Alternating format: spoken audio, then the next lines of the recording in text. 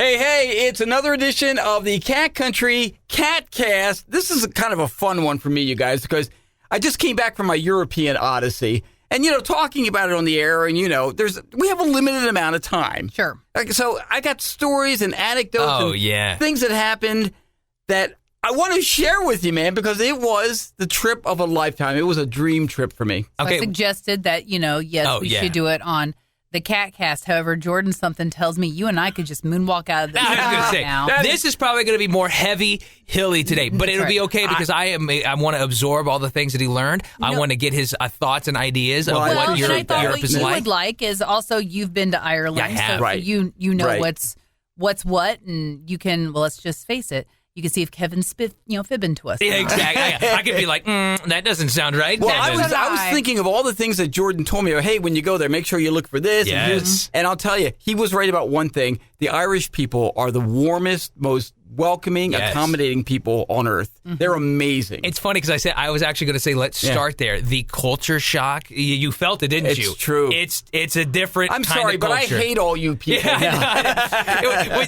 we joke You're about terrible it. people. We joke about it, but it is kind of sad when you come back and you go, we're not as nice as they are over there. We're just not. What do you think it is about Americans? I mean, do you think we're just jaded and... No, I don't think that's the case. I think that we're just not as friendly. We're not as friendly as they are. You know, they're very much like, they will like invite you over to their house, We don't exactly do that to strangers over here, right? I think again, they just they live a different life. Their life over there is much different than ours. A big part of this trip, obviously, was genealogy based for me. I had done all kinds of research, and I knew I had cousins, distant cousins, extended cousins, whatever you want to call it there, that I had never met before. So, and the only way I'd reached out or communicated with any of them, I'd never even spoken to them. It was on Facebook. Mm-hmm. So I said, hey, I'm coming over there. And my cousin, Maureen, she's really my cousin's wife, but, so I call her cousin,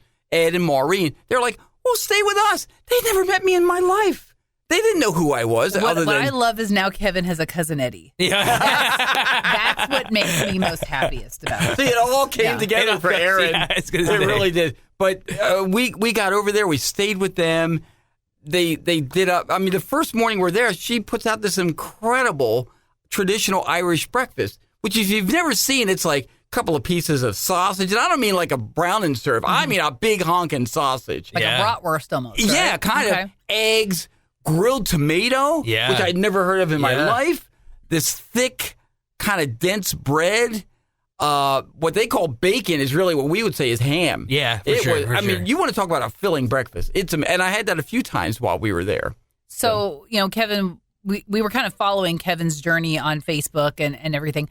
And I said to Jordan at one point, I go, how does he really know that it's his cousins? I go, what if he just found some random people? Yeah, we were joking. What if it's like they just have the same last name and just assume that you're related? How many can there be, right? because it's kind of like the whole National Lampoon's European Vacation, right? Where Clark has these German cousins that they're going to stay with, and he got the address wrong. So not speaking German, they're just barreling into these people's homes, and they're like, stay with them for a day or two, and then when they leave, one's like, who the hell was that? And the wife's like, I don't know. I thought you knew. You knew. So I'm like, oh my gosh, that was like the most Kevin Hilly thing that could possibly happen, is that you meet somebody and it turns out you have no relation to them whatsoever, and they have no clue who you are.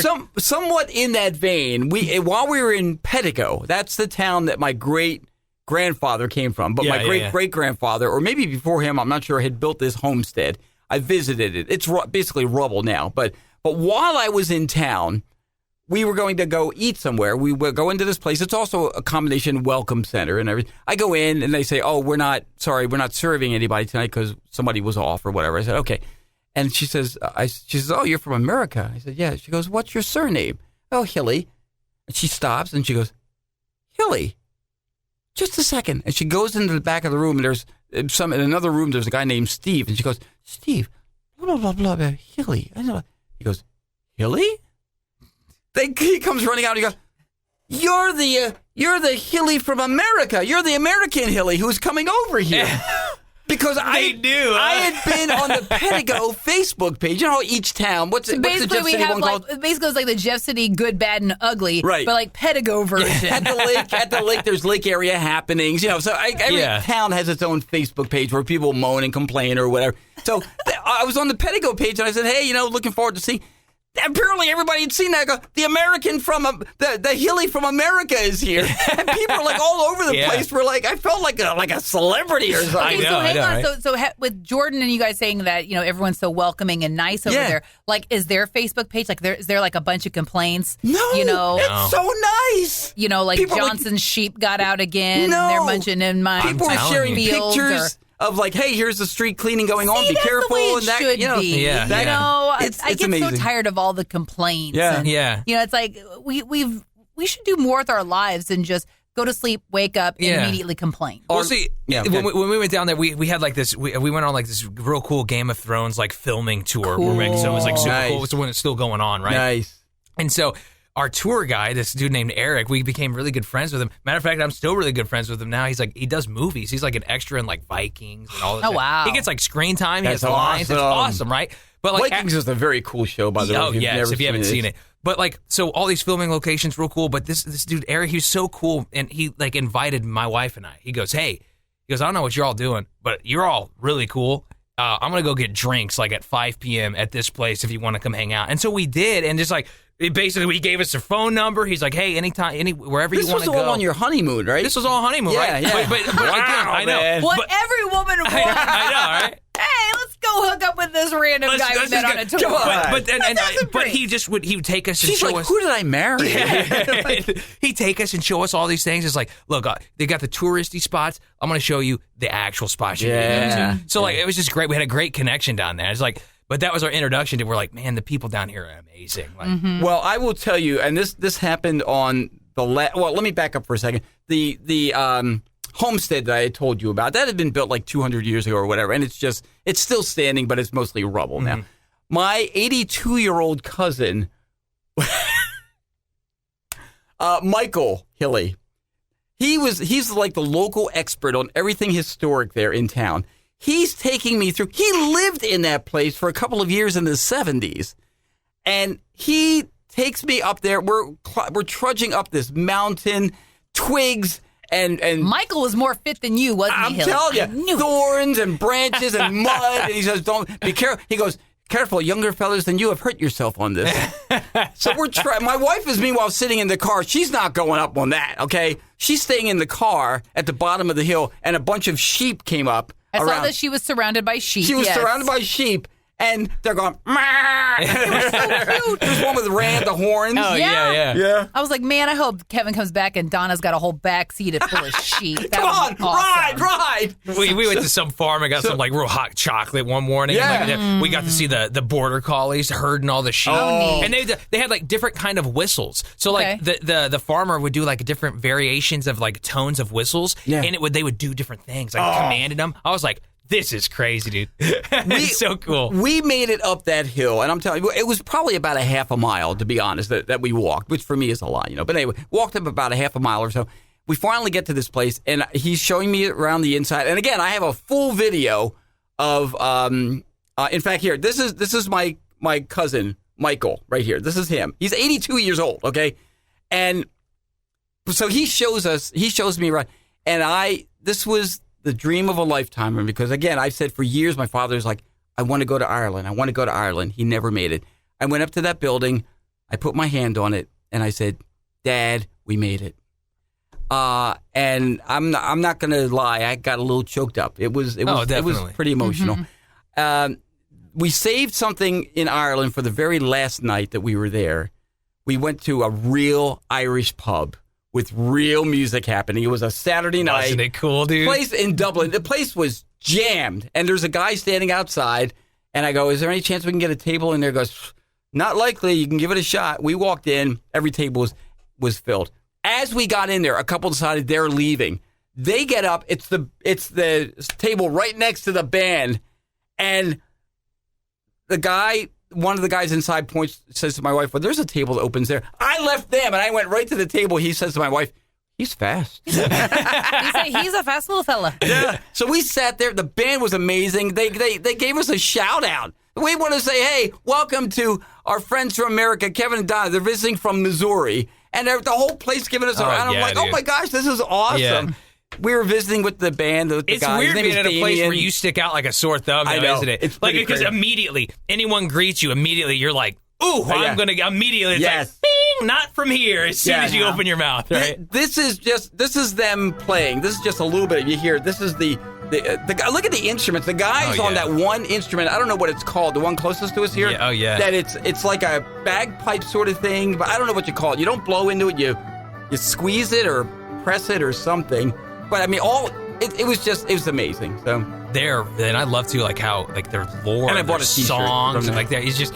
And did they do that? Did they incorporate like everyone's like singing and doing all kinds clapping? That's and singing. He goes, let me hear it. I'm telling you, it feels he did a like version of Smoke on the Water. Dude. I mean, it feels like you stepped onto a movie set. It does. And the name of the place, it was Darky Kelly's. That's what it's called. Darky Kelly's. Nice. And it was, and I had a couple of Guinnesses. Can I tell you real fast about Guinness? Yes. I don't want to dominate you. I'm sorry. I know you're not a big stout fan, and it just I am now. Yes, I love it. See, I knew it. We have been trying to tell Kevin dark beer is where it's at. I used to not like it either, but the more you have it, Kevin, I'm telling you, it's like this beautiful elixir that's like you've missed. I was ready to not like it, but tolerate it. I said I cannot, as a self-respecting person of Irish heritage, go to Ireland and not have a Guinness. So they served it up, and I was like, this is good. It isn't just, now I tried it. I had 6 of them while I was there, okay? So my wife said, I've seen Kevin drink more beer in 2 weeks than he has in our whole marriage. I'm surprised you had one. So the fact that you had 6, it means the leprechauns decided over there. They call them fairies over there. They're like, we must bless Kevin's beer. He will always love Guinness now forever. We went to the Guinness storehouse. We had lunch in there. They served food. And we took the tour. And then we're sitting there right next to the window. And the window is cracked open. And there are seagulls right there next to us, next to our table. They were super cute little boogers. They were, and I'm tossing food out the window. So You're like me. I did that too. We're in this village, and it just so happened we just finished some like fish and chips, right? And I had a couple more French fries, and like you said, but like a swarm. Oh, forget it. Like block the sky out. There's all these seagulls. They're very aggressive birds. I just so happened I wasn't paying attention. I threw a fry. And all of a sudden they swarm, and there's this dude driving down the back road. And it's all of a sudden there's like at least 30 plus seagulls. Something out of a Hitchcock film. It's the birds. So that was unbelievable.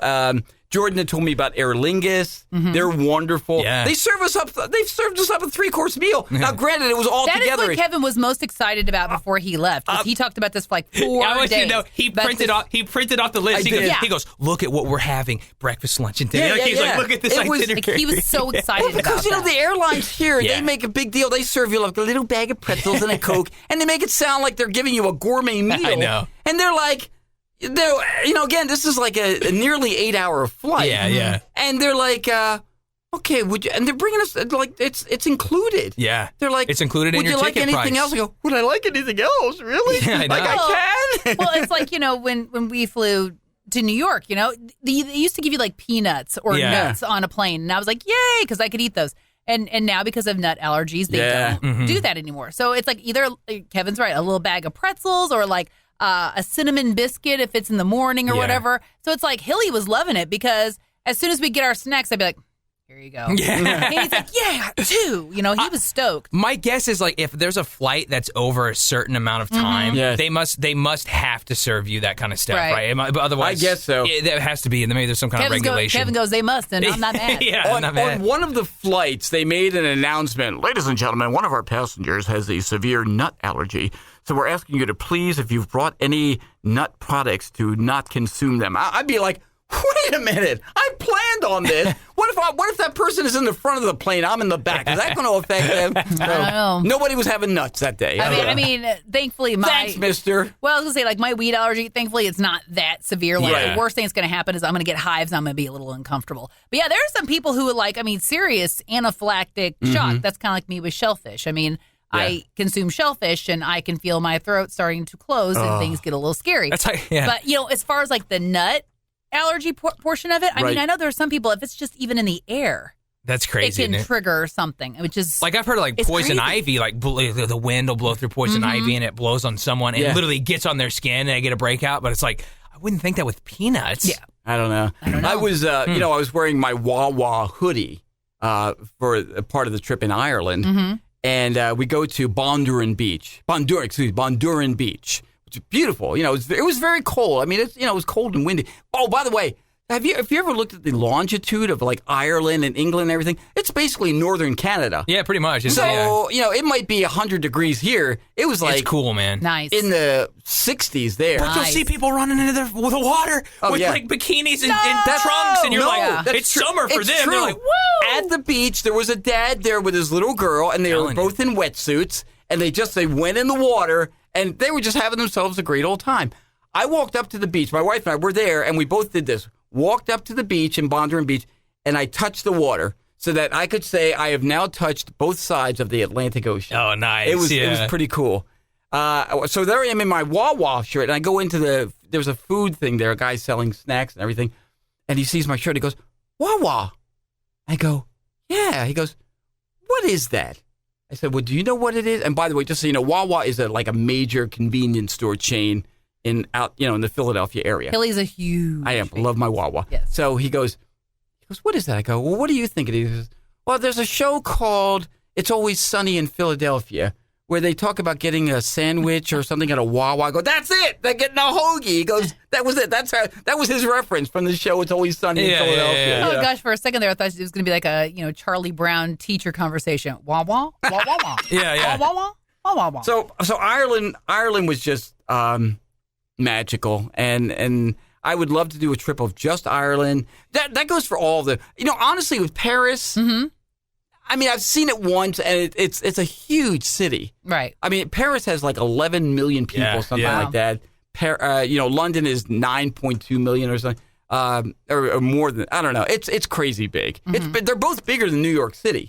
So, but Paris just missed the Olympics, man. Could you imagine? Oh, the Paralympics. The Paralympics were going on. There's still Olympic crazy in Paris, though. They still got the logo. They're milking this for all they can. Sure, absolutely. They really absolutely. are. We're on the tour in Paris. We're taking the bus tour, and everything they're talking about is because I got the earbuds. Yeah, with the what do you call it, translating for me. In the English. I have the English channel.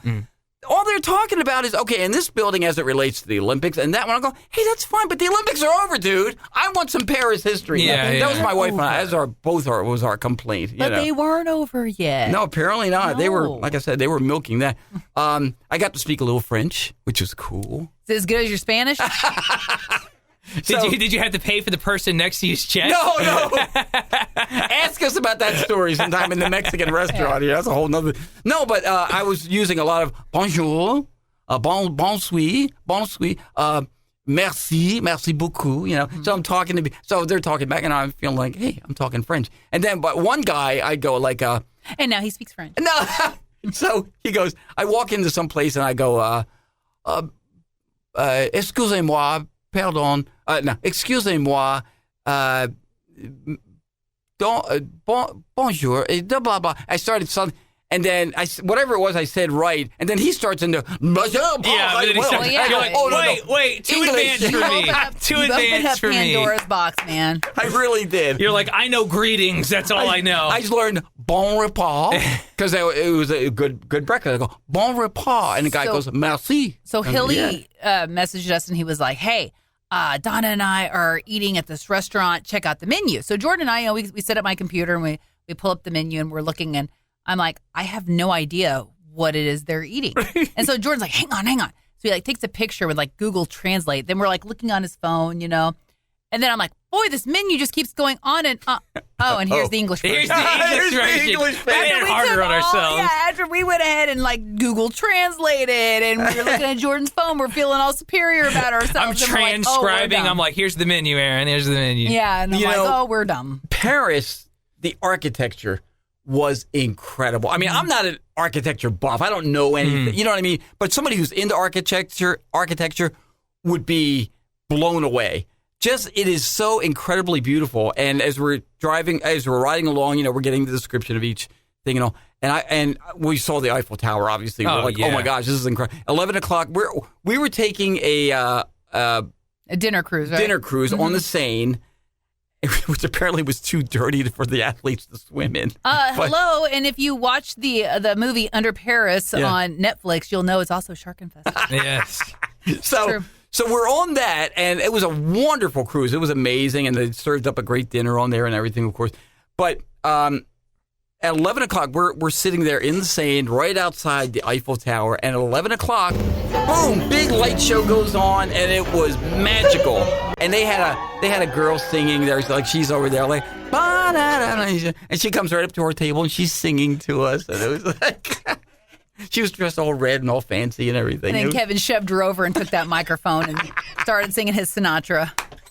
Don't tempt me. Don't tempt me. But so we did that, and there was one thing that I saw in Paris that was amazing. They have a statue of George Washington. Oh, wow. That's interesting. Yeah, you said that. Why George Washington?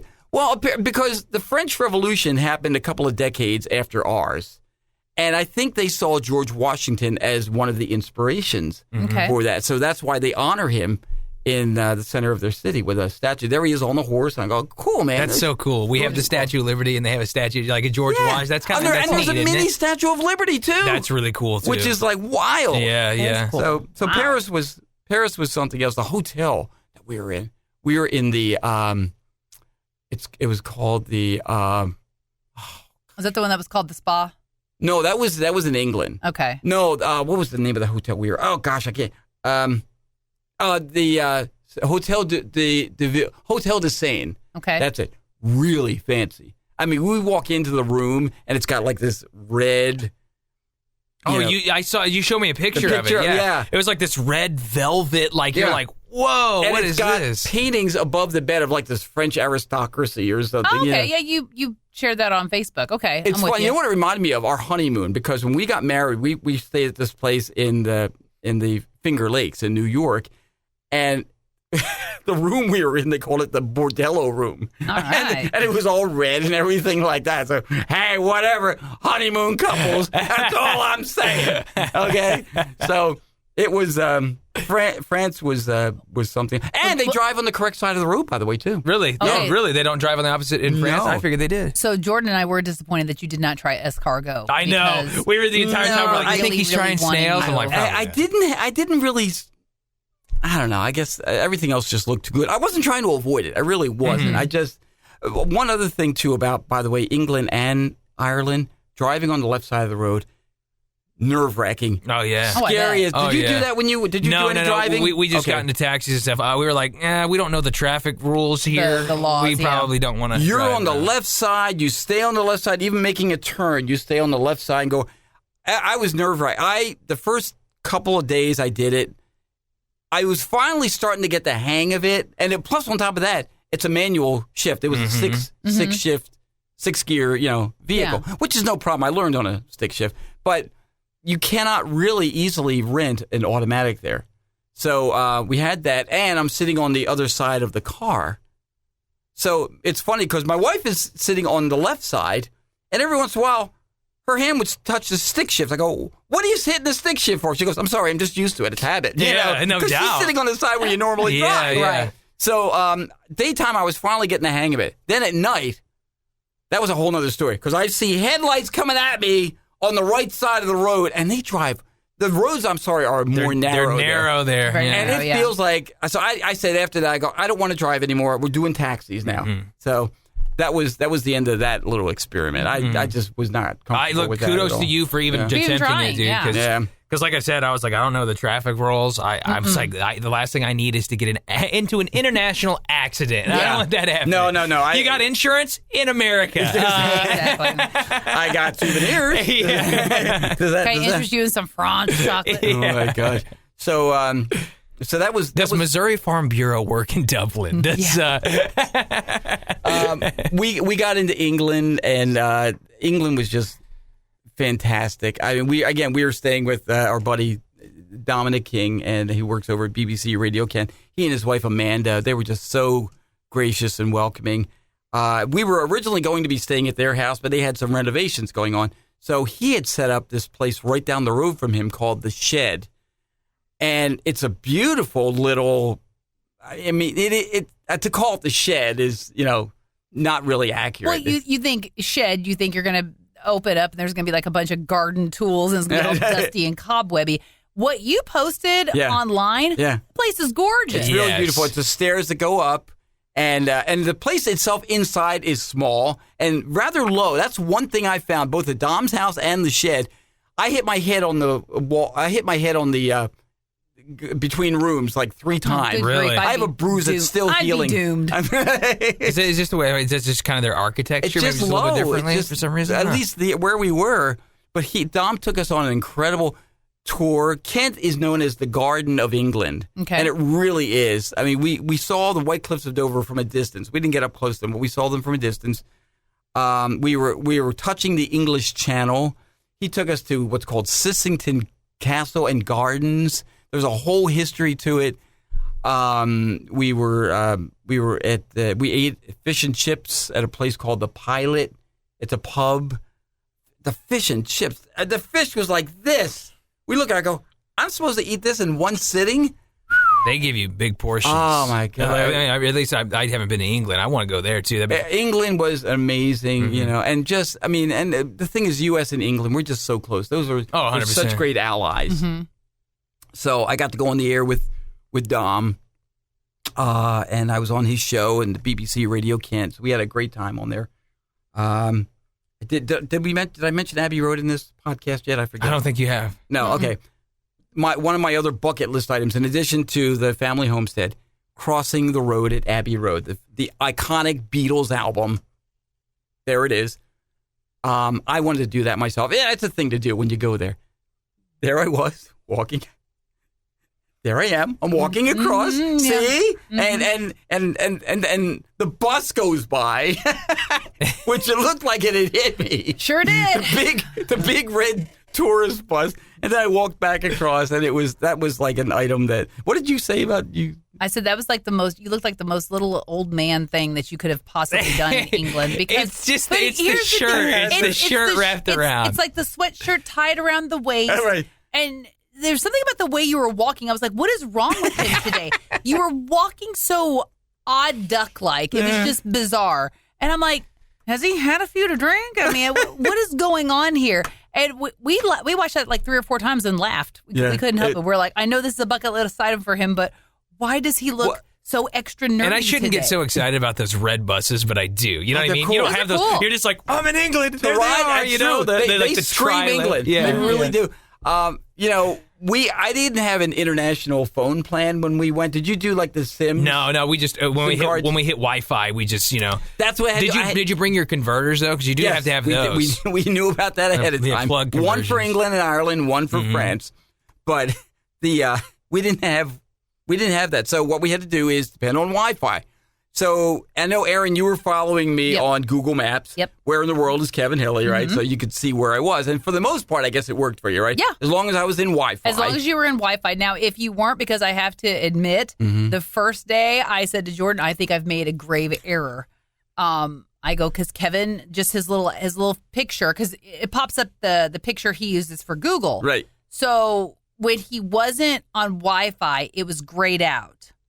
And so, but when he was flying, it was still going across the Atlantic. It's so normally I'm like, like an 8-hour flight. Cool. Well, so I go to bed. I wake up the next day, and it's like his little face is still grayed out and just hanging over the Atlantic. So I'm kind of like, okay, well, Kevin hasn't quite landed yet. Hopefully he'll be landing soon, blah, blah. Jordan comes in. I'm like, oh, my gosh. She starts freaking out, dude. Have you heard anything from Hilly? She's like, have you heard anything from I think something's Kevin? wrong. She goes, oh, my gosh, I think he's lost. I think the plane went down in the Irish Sea. Have you got any news about a plane going down? Anything whatsoever? Oh, my God, it's crazy. And then all of a sudden, your dot teleporting. Your dot lights up and flink. You were in Wi-Fi Dublin. at that point. And I was like, oh my God. I will tell you guys, seriously, because Ireland was the first thing we hit, Dublin. Yeah. As soon as we crossed into Ireland and we touched down, I turned to my wife and I go, oh my God, we're in Ireland. We are actually in Ireland. And I said the same thing about England. Oh, yeah. Mm-hmm. We're in England. Can you believe? And I'll tell you, she was most excited. I'm not sure. She enjoyed Ireland. Don't get me wrong. But England and France, that was a big deal for her. Yeah. And I think England especially, like she really loved England, and so did I. Oh, good. I mean, if I had to pick, and again, I love all three of them were good. If I had to pick. He loves all his children equally. If I had to pick a place to live of those three, I'd probably say England. Really? England, really? Yeah, even though Ireland was nice, but England, maybe I should say, has maybe more comforts. Okay. Maybe that's the best way to put it. Modern conveniences, and I don't know. It speaks to the nerd in you. It does. It does. Ireland is more rural. There's cities and stuff like that, but there's a lot more countryside in Ireland. Yeah. There's a lot more that kind of lifestyle. For sure. Right. So that was. But once we had Wi-Fi, we were good. Oh my gosh, we were hanging out at Dom's backyard. Again at his house, and Amanda had fixed up some snacks for us. We're all sitting out back and everything. He has swans in his backyard. That's There's pretty a cool. little stream or reservoir or whatever you call it going through his backyard. He had, I'm not kidding you on this, 7 swans a swimming. He had black swans. I was going to say black swans. 7 black swans, and they're all. This is them. These are the swans, and we were like, "Why do you have 7 there? Like, was that on purpose?" He goes, "No, it's just 7 there." He should have went with it. He would have been like, "That was totally on purpose." Yeah, we're 100%. playing it. It's Christmas all year round here, No, but he said that they're all young swans, and apparently what's the technical term for little swans, baby swans? I forget what. I don't know. I've He's always not called a them gosling. swans. No, That's it's a geese. tittering or I forget what it is. Something like that, yeah. But anyway, he said once they get older, they will become white. But it's like the story of the ugly duckling. Okay. That's where all that comes from. Interesting. But they all and they have a couple of dogs there, and the dogs are going row, row, row, row, like barking at the swans. But it was just so cool, man. Yeah. We had a blast. So I miss it all already. I really do. I mean, it was wonderful to come back. And by the way, there is nothing, whether you're talking domestically or not, when you go away, especially for a couple of weeks, you hit your bed. Oh, I know. There is nothing like your own bed. There ain't nothing after. like your own house, is it? It's weird. It's no matter true. how much fun you're having, as soon as you get your own bed, you're like, you just get the best sleep, man. This is when you're most relaxed. We got home and we looked in the upstairs bathroom. We just kind of moved the curtain aside. There were spiders in there. That's how long nothing had been moved or anything. We had some spiders. Oh, my. They're not coming back. It's our house now. It's ours now. They had Yeah. set up. So that was the overview of my European Odyssey, and it was honestly, guys. I mean, I'm not trying to be over the top here. It was life changing. It really was. I mean, Life changing in what way? It made me appreciate maybe more of the world. That I know we tend to think, oh, we're the top banana here, and in some cases we are in the world. But there's a whole world out there. My wife and I had the same reaction. Yeah. You kind of get back, and what it did for me, and you have a similar. I had a very similar thing.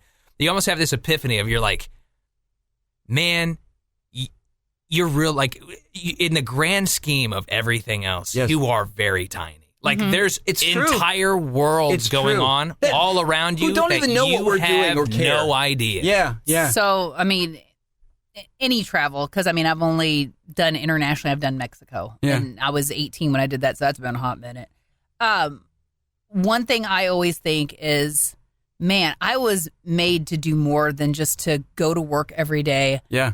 And put in my time and go home. Like there's so much I want to see and experience while I'm here. And I'm not naive. I know that tomorrow could be my last day. It could be 10 years from now. We're not It could be promised 20 anything. years. Right. Yeah. So it's like I want to get out and I want to see as much as I possibly can while I can.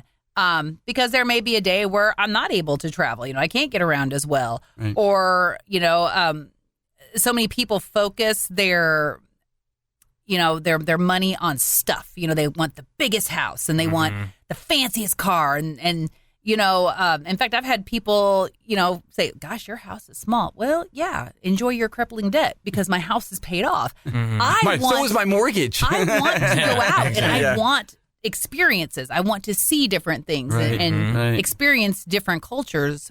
While I can, I couldn't do it when I was younger. But also, why do you want? Like, I think about this all the time. You don't need this grand giant house. Yeah, you know what I mean. It's like, because in my opinion, then you got to hire people to clean. I'm not going to clean this whole house unless you've got unless you got a lot of people to have to live there. You know, it's like, you got a big house. Yeah. Well, someone's also got to mow this big yard. Someone got to clean this big house. I ain't going to do it. It's enlightening. You know, I mean, even the conversations we had. The greatest conversations with taxi drivers. Oh, yeah. I mean, like, we're just driving along and, you know, this.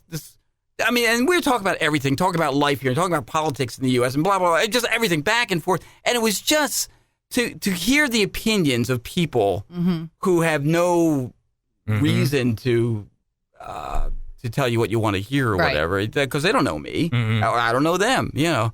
But one of our taxi drivers, that guy, Anthony, he was cool, man. We had such a great time with him. I said, Anthony, I got to take a picture with you. Yeah, come on, mate. You know, and so we're taking a picture with Anthony. Kevin's going to be staying at Anthony's house next. Anthony, you got room? It's so, it is a life-changing experience when you go, you know, like anywhere out of the country, really. But you just, especially over there, when you just kind of see how life's working and everything, you're like, man, like, you just kind of think like, some of your problems are very, you know what I mean? You're just like, you just realize how big the world truly is and how much is going on that just you don't even realize. Well, here, I think in America, we're so focused on work. It has to be work I think, in my personal opinion, we work too much. I agree 100%, you know, because there's more to life than just work. You know, enjoy your family, enjoy your friends, enjoy traveling as much as you can. I'll tell you, because there's more to life than just work. 100%. One thing we did, and I know you guys will understand this, when you're away, man, you spend money like it's going out of style. I call it treat yourself mode. We spent money on things we never would have spent money. Oh, $20 for this? Yeah, here you go. No big deal. Like tipping people. Like, you know, hey, the fare was 11 something. Give them 20. You know, like that kind of. Although, well, you know what's funny? They don't really tip there. That's the thing. Tipping was like kind of a surprise to them. They don't get offended, but they're kind of like, "Why are you giving me extra money?" Again, it's another culture shock thing. We're so used to doing it here; it's not expected anywhere else. Well, that guy Anthony I was telling you about, we had such a good time with him. Number one, but he was telling us about so you see the fare in front of you up above the driver, and it has your fare, and then it also has it's like an extra, like a bonus amount that you have to pay in addition to that. He goes, oh, that's just for the mayor. So he's got the mayor of London, right? I go, oh yeah, so he can put his kid through college. He goes, exactly. Nice. So after we were done, I said, hey, well here, just take this. So I want to make sure mayor doesn't get his cut. He goes, oh, thank you, mate. So it was just a wonderful trip, and I'm going to remember it forever. I really am, and I'd love to go back sometime. Maybe focus a little more, like I said, on one. Maybe just Ireland, just England, just London. Just focus. You know, I mean, I hit some of the smaller places too, and there are other places too. Japan. I'd love to see Japan. My daughter's going to see Japan sometime next year. Australia, other places. Some of this. Yep. So I don't know how many years I have left, but I'd like to do some more. 100%. Like to do some more travel. That's what it's all about. Yeah, for sure. So that's that. Awkward pause.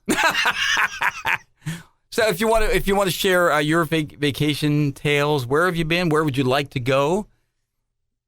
KATcountry.com/KATcast, and or you could email us at KATcountry@mailzimmer.com. You could do that too. You could do that. There's many ways to get a hold of us. Too many, some would say. And that is another edition of the Cat Country KATcast. Thanks for joining us.